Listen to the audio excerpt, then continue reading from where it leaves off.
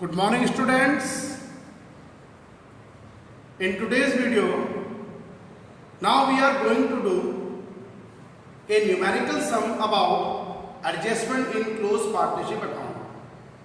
Last video में मैंने इसकी बेसिक थ्योरीज आपको सेंड कर दी थी, आपको बता भी दिया था बोर्ड में इसका एक फॉर्मेट बना के हमने कि एडजस्टमेंट क्लोज पार्टनरशिप अकाउंट आप किस तरह से करेंगे, उसका फॉर्मेट क्या है। हमारे पास में दो मेथड उसके होते हैं, by one adjustment entry and by adjustment entries. लेकिन सीबीएसई कंडीशन में, सीबीएसई सिलेबस के अकॉर्डिंग हमारे पास में केवल एक ही मेथड है, दैट इज है बाय वन एडजस्टमेंट एंट्री।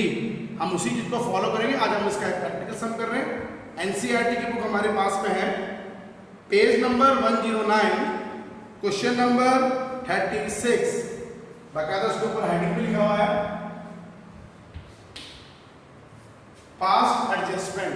अब पास्ट एडजस्टमेंट बोल लीजिए या एडजस्टमेंट क्लोज पार्टनरशिप अकाउंट कह लीजिए, जनरली हमारे पास में एक ही बात है, no problem at all. Okay, हम जब इसे सम कर रहे हैं, 4 मार्क्स का सम हमारा है, लेकिन हम इस सम को रिकॉग्नाइज बड़ी इजीली कर सकते हैं कि जब सब नॉर्मली सम हमें दिख रहा है और उसमें हमें ये पता करना हो कि ये एडजस्टमेंट क्लोज पार्टनरशिप अकाउंट का सम है भी कि नहीं है। तो मैंने आपको पहले भी क्लियर बोला था, जब हम इसकी थ्योरी क्लियर कर रहे थे लास्ट वीडियो में, मैंने एक चीज आप लोगों को कही थी कि ऐसी कंडीशन में आपको एक सिंपल चीज लेके चलनी है।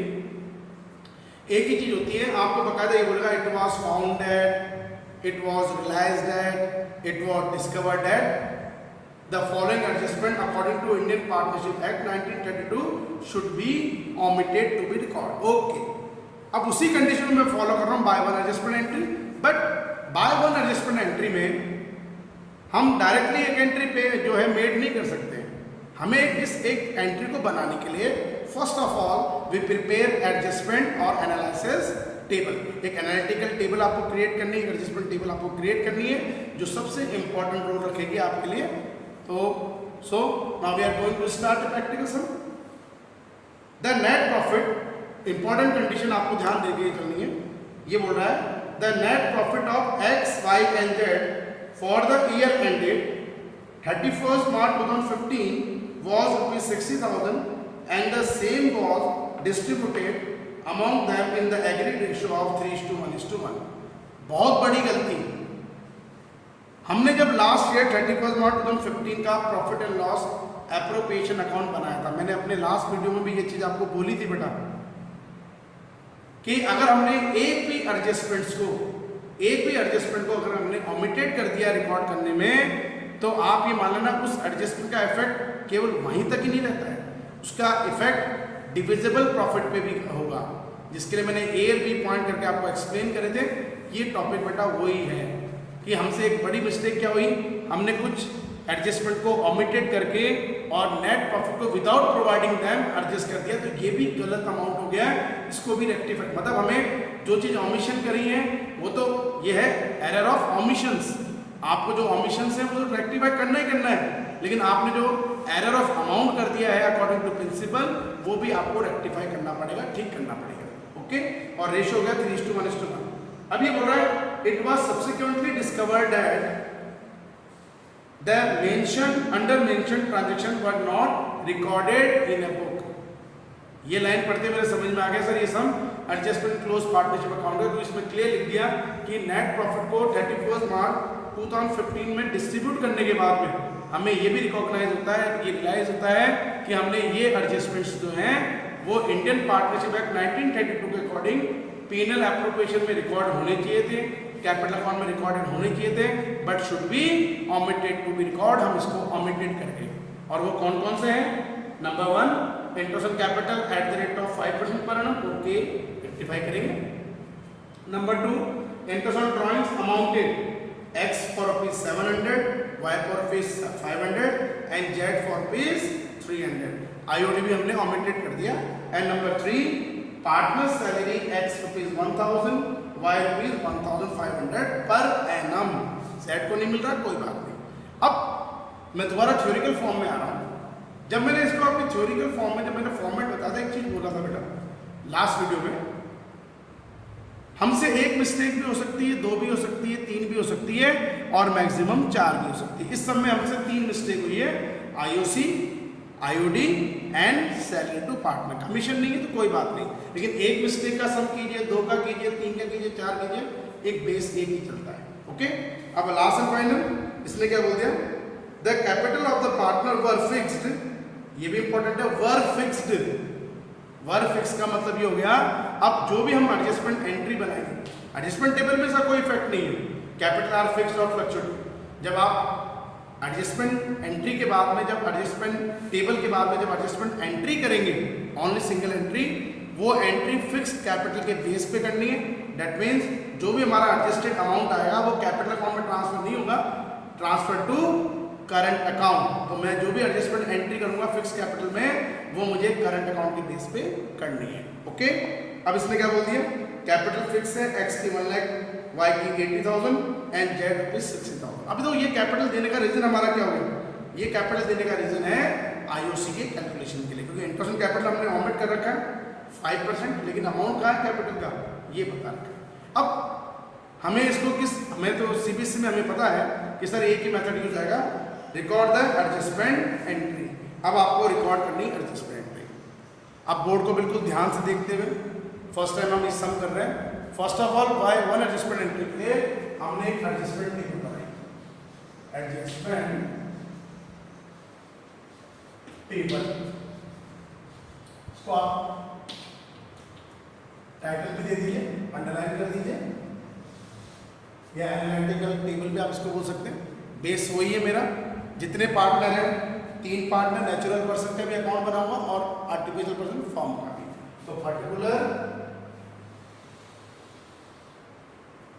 एक्स वाई जेड और फाई। Okay, particular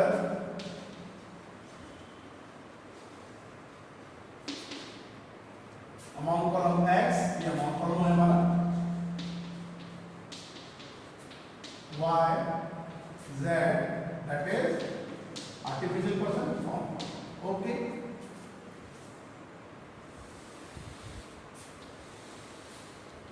natural person artificial, दो के सब कॉलम आपको और करने हैं, that is debit credit, debit credit, debit credit and debit credit.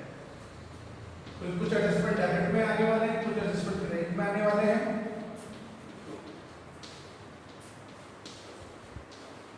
Okay, ठीक है, ये हमारा एक फॉर्मेट बन गया। अब हम इसमें एडजस्टमेंट शो करेंगे। थोड़ा ध्यान से वीडियो को देखना, कोई डाउट है तो आप बाद में डिस्कस कर सकते हैं। नंबर 1, सबसे पहला एडजस्टमेंट जो मैंने ओमिटेड, मैं पहले तो अभी भी एक चीज बोल रहा हूं बेटा, मेरा प्रॉफिट भी गलत डिस्ट्रीब्यूट हुआ है, इसको भी मुझे रेक्टिफाई करना है, सबसे इंपॉर्टेंट चीज। बट पहले मैं उन एडजस्टमेंट को शो करूंगा जो मैंने ओमिटेड करे, that is interest on capital, interest on drawings and salary to partner. Okay, तो सबसे पहले जो हमने एडजस्टमेंट करा है that is interest on capital, interest on capital at the rate of 5% per annum. Okay, capital हमें given है, X की है 1 लाख की, वाई की है 80,000 की, जेड की 60, दैट इज 5,000, 4,000 एंड 6 अपने 6 5 33,000।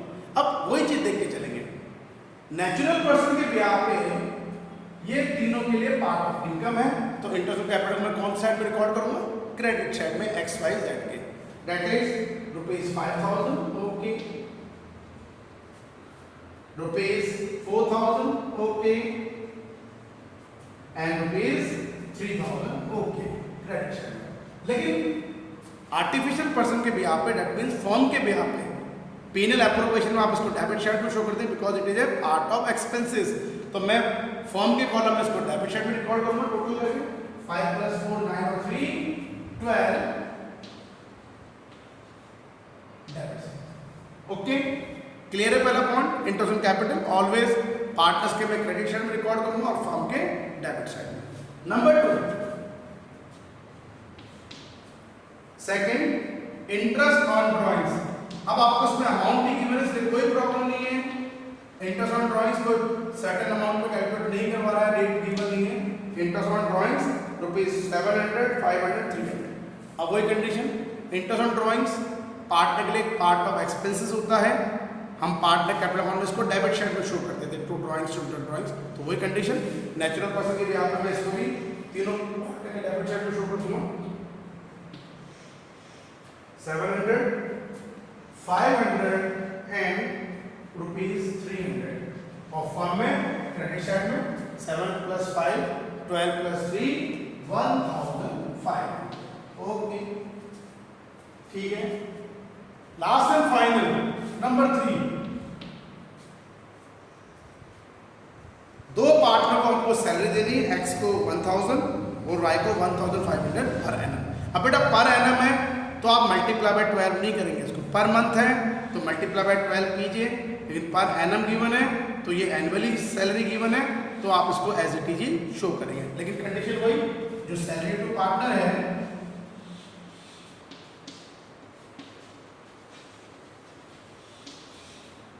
ओके, एक्स को मिल रही है 1000 रुपीज, पार्ट ऑफ इनकम में क्रेडिट साइड में शो कर दिया, और वाई को 1500 एज यूजुअल क्रेडिट साइड में, बट फॉर्म के पॉइंट ऑफ व्यू से it is part of expenses, इसे भी हम डेबिट साइड में रिकॉर्ड कर देंगे 2500। ओके ये क्लियर हो गया हमें। अब सबसे इंपॉर्टेंट चीज देखो, अब थोड़ा ध्यान देना बेटा सब पे, ये तो बहुत नॉर्मल बातें होती है बच्चों के लिए, वो कर लेते हैं।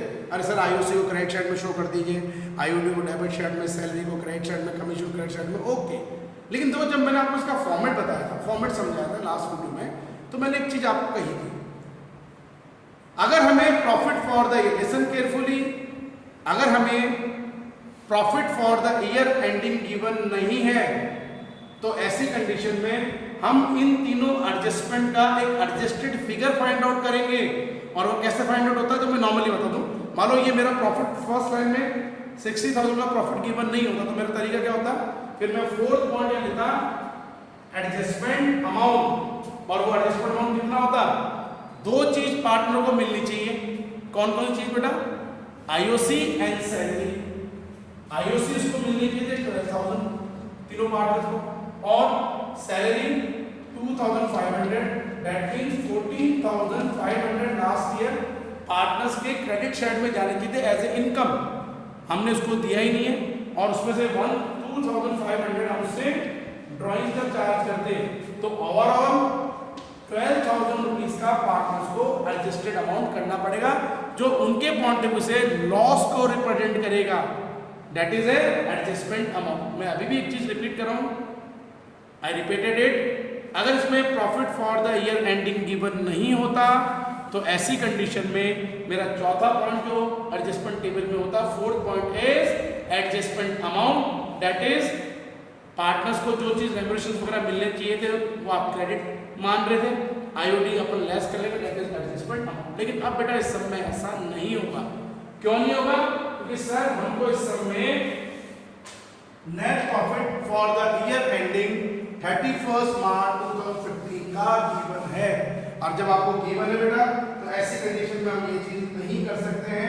अब आपको दो एडजस्टमेंट्स और करने हैं, और वो दो एडजस्टमेंट कौन से हैं, जो आपने last year wrongly profit distribute, listen carefully, last year हमने जो रॉन्गली प्रॉफिट या wrong profit without, wrong profit means without adjusted these provisions, जो आपने प्रॉफिट डिस्ट्रीब्यूट कर दिया था, दैट इज ₹60,000। ये खुद बोल रहा है, मैं दोबारा पढ़ रहा हूं बेटा, the net profit of X Y and Z for the year ended 31 March 2015 was ₹60,000 and the same was distributed among them in the ratio of 3:1:1। it is wrong amount, क्यों, क्योंकि इस प्रॉफिट में पेनल एप्रोप्रिएशन के credit side का base amount है, ये तो इसमें आईओसी सैलरी तो होना चाहिए था पेनल एप्रोप्रिएशन के डेबिट में, और आईओडी क्रेडिट में हमने शो नहीं करा, डिविजिबल प्रॉफिट को दूसरा डिस्ट्रीब्यूट होना चाहिए था, आपने वो नहीं कराया। अब आपको वही कंडीशन करनी पड़ेगी, अब हमें यहाँ पे इस प्रॉफिट को तो लेना है, रिवर्स करेंगे, आपने इसको क्रेडिटेड कर दिया है, शुड बी डेबिटेड। तो पॉइंट नंबर 4 मेरा क्या बन जाएगा यहाँ पे, number 4, wrong profit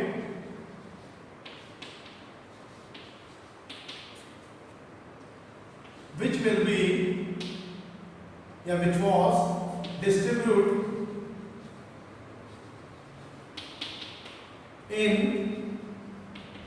last year now debited. अब इसको शो भी कर दो कि लास्ट ईयर आपने कितना अमाउंट, दैट इज रुपीज 60,000, कौन से रेशियो में, इन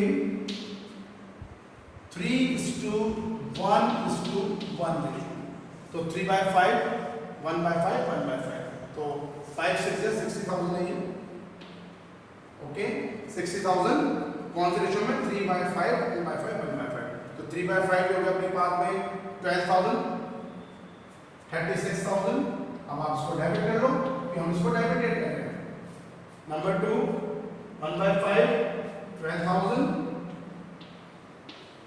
y के डेबिट में एंड z के 24 एंड 26, 60।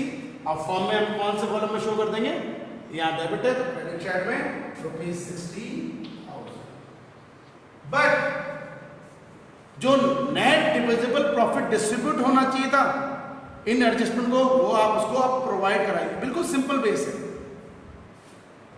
मैं एज्यूम करूं लास्ट ईयर के पीनल एप्रोप्रिएशन को, अगर मैं ये सोचूं कि लास्ट ईयर का जो पीनल एप्रोप्रिएशन हमारा बना था वो किस बेस पे बना होगा बेटा, 31 मार्च 2015 का बाय नेट प्रॉफिट आपने 60 शो कर लिया।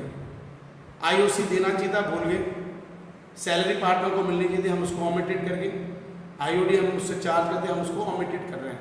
दो चीज़ डेबिट में आती है, एक चीज़ क्रेडिट में। तो आपने विदाउट प्रोवाइडिंग देम इन चीज़ों को प्रोवाइड करे बगैर ही सबसे बड़ी गलती क्या कर दी, इसी प्रॉफिट को जो क्रेडिट साइड पे अपना पीनल एप्रोप्रिएशन में आना था 60,000, उसी को 2 एनडीपी करके पार्टनर्स में 3:1:1 के रेशियो में डिस्ट्रीब्यूट कर दिया सॉरी, जो एक गलत अमाउंट है। अब उसको रेक्टिफाई करने के लिए जब आपने तो क्रेडिटेड कर दिया तो आप इसको रिवर्स कर लीजिए, should be debited 36, 12 and 12।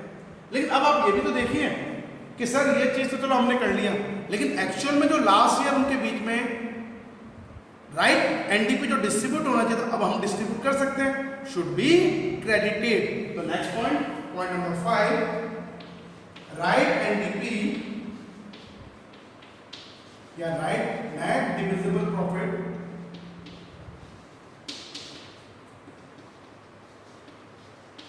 should be credited। अब एक चीज, अगर मैं राइट एनडीपी निकालूंगा तो कैसे निकालूंगा बेटा, सिंपल बेस है, चाहे शो कर लो यहाँ 60,000 में 2,500 आईओडी तो मैं ऐड करूंगा, तो ये पीनल क्रेडिट साइड में आ रहा है इस वजह से, ठीक है ना। और डेबिट के दो प्रोविजन मेरे 12,000 आईओसी के, और नंबर 2 जो हमारे पास में सैलरी थी पार्टनर की, दैट इज 2,500 मैं डिडक्ट कर देता हूं। तो कितना अमाउंट हो गया, 2,500 ये तो कैंसिल हो गया, दैट इज 48,000। इसका मतलब लास्ट ईयर जो प्रॉफिट पार्टनर में डिस्ट्रीब्यूट होना चाहिए था, जो राइट प्रॉफिट है NDP, that is 48, 60 plus 2,500 minus 12,000 minus IOC और सैलरी डेबिट साइड का पॉइंट है, प्रॉफिट और आईओडी क्रेडिट का, लेकिन रुपीज 48, रेशियो तो वही है 3:1:1 की रेशियो, 3:1:1। अब ये प्रॉफिट आप इसको प्रोवाइड करा दीजिए, ओके करा देते हैं प्रोवाइड।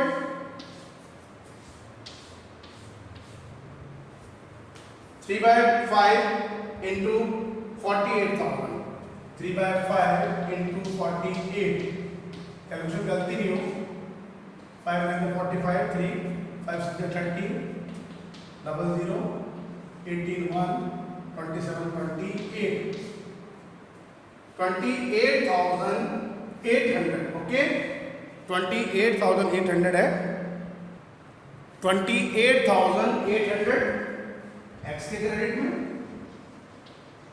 कोई प्रॉफिट हम देंगे तो क्रेडिट करके चलेंगे, y के 9,600 एंड z के भी 9,600 क्रेडिट। फॉर्म में इसको अपन डेबिट में शो कर देंगे, दैट इज रुपीज 48,000, ओके। एक छोटी सी गलती हो गई बेटा, इसको रेक्टिफाई कर लेते हैं। Interest on drawings 1,500, interest on drawings okay salary होगी, इसको रख कर दीजिए, एक बार अमाउंट को रेक्टिफाई कर लेते हैं, no problem at all. 60 plus 1500 IOD 1500 है, और उसके बाद में 12,000 आईओसी का हो गया, ओके लेस कर दीजिए, और next 2,500 that is salary. Okay ये जैसे अमाउंट है, ये अमाउंट आ गया हमारे पास में। कैलकुलेशन हम कर लेते हैं इसका, that is 61,500 minus 12,000 minus 2,500 that is 47,000। Okay 311। अब इस अमाउंट को भी चेंज कर देते हैं एक बार हम, ठीक है, ये अमाउंट भी चेंज होगा, credit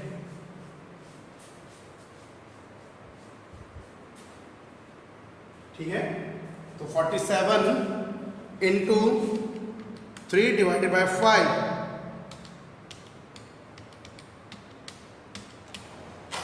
that is 28,200। Okay credit side में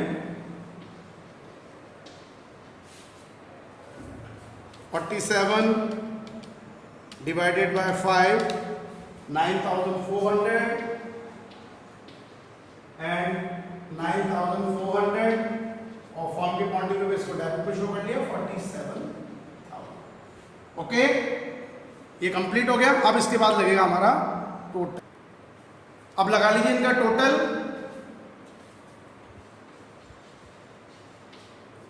x debit side 36 plus 7 that is 36,700, Y 28 plus 1 29, 29 plus 5 that is 29 plus 5 ये हमारा होगी 34,200। Okay Y debit side 12,500 and credit 4 plus 1 5 5 और 19 that is 14,900। finally said debit side 12 plus 3 12,300 and credit side 9 plus 3 9 और 3 12 12,400। Okay लेकिन firm का जब हम total करेंगे वो दोनों साइड हमारे पास में जनरली इक्वल आएगी। ओके टोटल करें 61,500 और ये 47 plus 12 that is 59 to 61,500। Finally we got net adjustment amount. अब फाइनली हमें एक net adjustment amount find out करना है, तो एक बेसिक डिफरेंस होता है जिसके बेस पर हमें एंट्री बनानी है। Net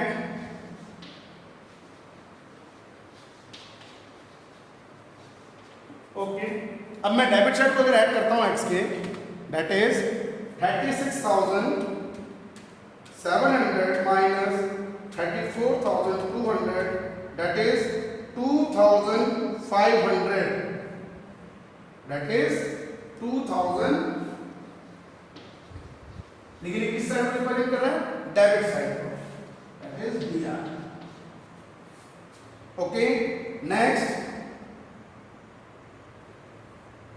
Y debit side 12,500 credit ज्यादा है इसका 14,900 माइनस 12,500 दैट इज 2,400। लेकिन किसका साइड है ये? Credit. Last and final Z debit side 12,300 credit side that is 12,400 debit credit side में से 100 आ गया। वो अमाउंट आप कहीं भी लिखते कोई दिक्कत नहीं, लेकिन डिफरेंट अमाउंट को अब हमें शो करना पड़ेगा क्रेडिट है कि डेबिट है। तो फाइनली हमने क्या देखिए एक एंट्री करने से पहले x डेबिट साइड 36,700 है, क्रेडिट 34,200 है, दैट मींस 2,500 डेबिट साइड ज्यादा है। ओके हमने डेबिट कर दिया नेट एडजस्टमेंट में। y डेबिट साइड 12,500 है, क्रेडिट क्रेडिट साइड 9, 1, 10, 14, 14,900 है, 2,500 क्रेडिट हो गया। Z डेबिट साइड 12,300 है एंड क्रेडिट साइड इज 9, 4, 4, 12,400। तो फाइनली अब इसका कोई नेट एडजस्टमेंट अमाउंट नहीं। अब इस नेट एडजस्टमेंट अमाउंट के बेस पे हमें एक एंट्री बनानी है और एंट्री का बेस आपको कर रखा है फिक्स कैपिटल। दैट मींस जो डेबिट है उसको डेबिट कर लेंगे। तो मेरी एंट्री अगर मैं इसमें एडजस्टमेंट एंट्री बनाऊं, बुक का आंसर गलत है इसका, उसका आंसर आपको गिवन है, इट इज रॉन्ग, ये क्रेडिट अपने गलत अमाउंट है, एक बार आप चेक कर लेना। मेरे अकॉर्डिंग तो 2500 डेबिट है, तो मेरी एंट्री हो गई एक्स करंट अकाउंट है मेरे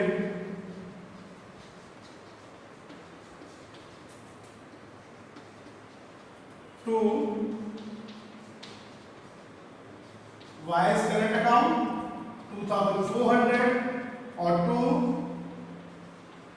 जेड्स करंट अकाउंट ₹100। अगर मैं इसकी नरेशन लिखूंगा तो बीइंग एडजस्टमेंट एंट्री मेड, ठीक है ना, एडजस्टमेंट एंट्री हमने मेड कर ली। एक बार आप कैलकुलेशन देख लेना, वैसे करेक्ट है, फिर भी बुक के आंसर से हमारा आंसर मैच इसलिए नहीं कर रहा क्योंकि हो सकता है बुक वाला गलत हो, हमारी कैलकुलेशन बिल्कुल करेक्ट दिख रही है, मुझे तो कोई प्रॉब्लम नहीं है। जो आपने गलती थी वो मैंने रेक्टिफाई कर ली है। 61 में से हमने 12 प्लस 14 61,500 दोबारा चेक कर लीजिए। 61,500 माइनस 12,000